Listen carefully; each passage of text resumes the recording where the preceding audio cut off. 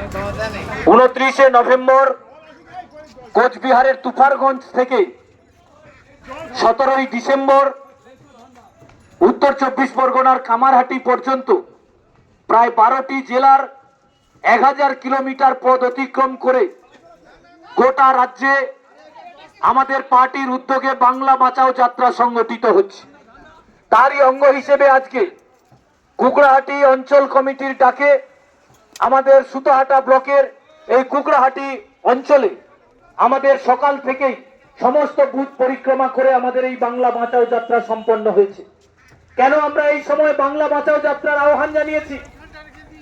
কারণ অনেকেই বলছেন বাংলা কি মরে গেছে। আমরা বলছি না, বাংলা মরে যায়নি, মরার উপক্রম তৈরি হয়েছে। কারণ গোটা বাংলার কৃষ্টি সংস্কৃতি ঐতিহ্য ধ্বংসের পথে গেছে। আজকে গোটা পশ্চিম বাংলাতে খাদ্য, বস্ত্র, বাসস্থান, স্বাস্থ্য, শিক্ষা, কর্মসংস্থান সব ক্ষেত্রে গোটা বাংলা ধ্বংসের পথে গেছে। আজকে গোটা বাংলাতে চুরি, দুর্নীতি, তোলাবাজি, লুট এবং তার সঙ্গে বিজেপিকে দোসর করে নিয়ে আজকে গোটা পশ্চিম বাংলাতে সাম্প্রদায়িক বিভাজনের মধ্যে দিয়ে মানুষে মানুষে বিভেদ তৈরি করতে চাইছে। তার বিরুদ্ধেই আজকের গোটা বাংলা জুড়ে এই বাংলা বাঁচাও যাত্রা সম্পন্ন করতে হচ্ছে, বাংলা বাঁচাও যাত্রা অভিযানে সামিল হতে হচ্ছে। কারণ আজকে গোটা বাংলাতে যদি আপনি তাকিয়ে দেখেন, বাংলার মুখ্যমন্ত্রী কে? না বর্তমানের তৃণমূলের নেত্রী। আর বাংলার বিরোধী দলনেতা কে? না প্রাক্তন তৃণমূলের নেতা। তার মানে বাংলাটা আজকে তৃণমূলের বর্তমান আর প্রাক্তনীদের খপ্পরে পড়ে আজকে মানুষকে বিভ্রান্ত হতে হচ্ছে।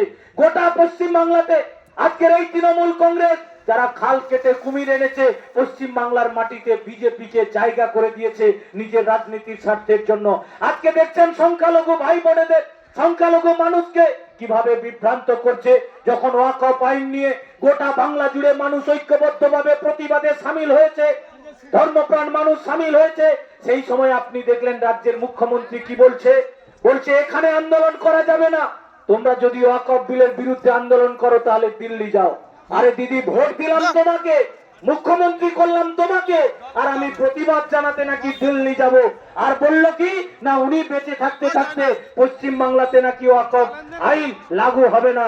আজকে দেখেন রাতের অন্ধকারে কিভাবে আজকে গোটা রাজ্যের বিডিওর কাছে, আজকে এসডিওর কাছে, ডিএমদের কাছে আজকে সার্কুলার চলে গেছে যে 4 ডিসেম্বরের মধ্যে নাকি এই ডিসেম্বরের নির্দিষ্ট তারিখের মধ্যে ওয়াকফের সমস্ত সম্পদ তাদের ডাউনলোড করে দিতে হবে, তাদেরকে এন্ট্রি করে দিতে হবে। তার মানে কাদেরকে বোকা বানাতে চাইছে? এসআইআর নিয়ে মানুষকে বিভ্রান্ত করবার জন্য বলেছিল না বেঁচে থাকতে থাকতে নাকি এসআইআর করতে দেবে না। আজকে এসআইআর হচ্ছে, মানুষ সহযোগিতা করছে।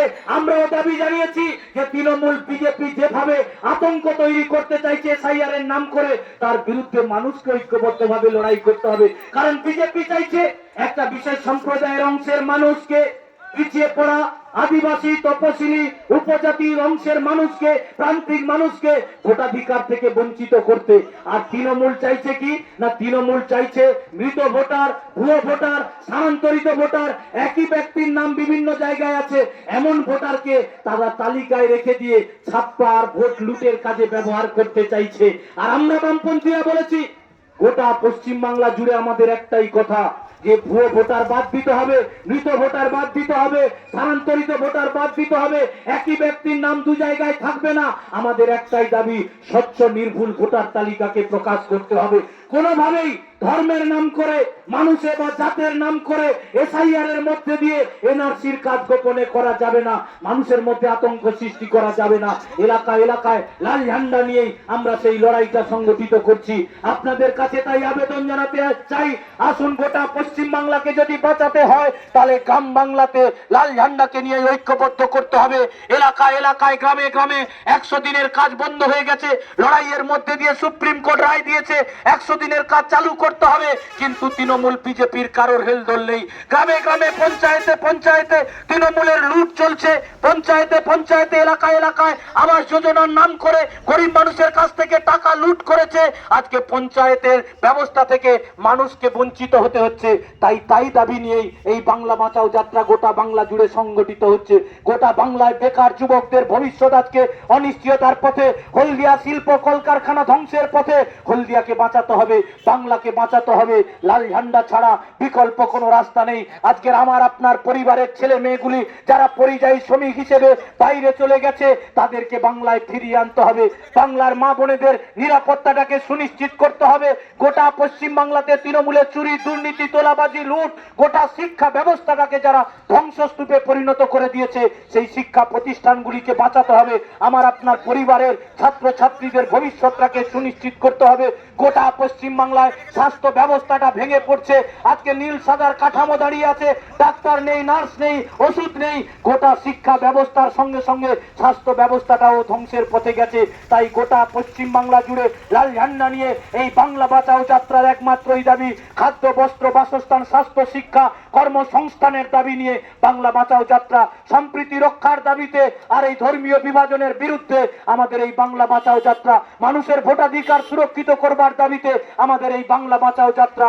গোটা বাংলা জুড়ে এই বাংলা বাঁচাও যাত্রাকে সফল করবার লক্ষ্যে আজকের এই কুকড়াহাটি এলাকায় যারা এই আজকের আমাদের পদযাত্রায়, আমাদের এই যাত্রায় সামিল হয়েছেন, তাদের সবাইকে ধন্যবাদ, অভিনন্দন, লাল সালাম জানিয়ে যারা সহযোগিতা করেছেন, রাস্তার দুদিকে দাঁড়িয়ে যারা আমাদেরকে উৎসাহিত করেছেন, আপনাদের সবাইকে শুভেচ্ছা এবং অভিনন্দন জানিয়ে আমার কথা শেষ করছি।